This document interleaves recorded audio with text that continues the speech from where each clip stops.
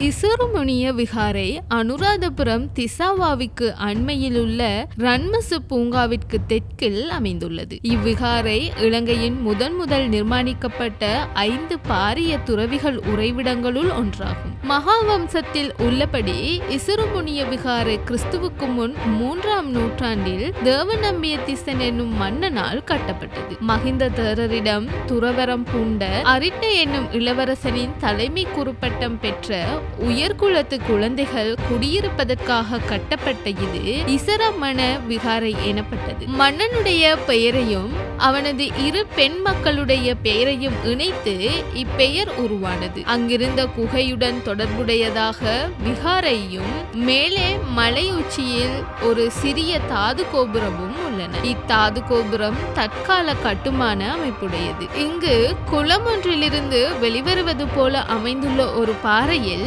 யானைகள், குதிரை ஆகியவற்றின் சிற்பங்கள் உள்ளன. இசுருமுனிய விகாரையும் அங்கு காணப்படும் செதுக்கல் வேலைப்பாடுகளும் அனுராதபுர காலத்தை சேர்ந்தவையாகும். இந்த இசுருமுனிய விகாரையானது இங்கு இருக்கும் செதுக்கல் கல்லொன்றுக்கு பிரசித்தி பெற்று விளங்குகின்றமை குறிப்பிடத்தக்கது. இக்கல் இசுருமுனிய காதல் ஜோடி என பொதுமக்களால் பொதுவாக அழைக்கப்படுகிறது.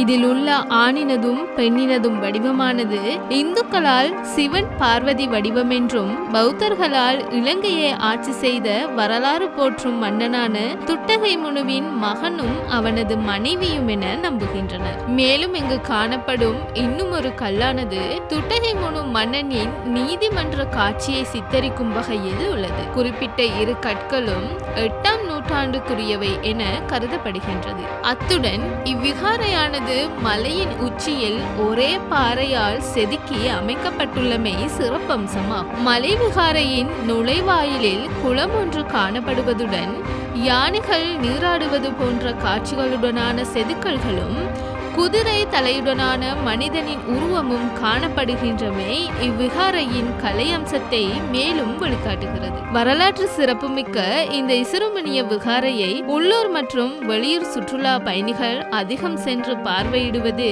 குறிப்பிடத்தக்க அம்சமாகும்.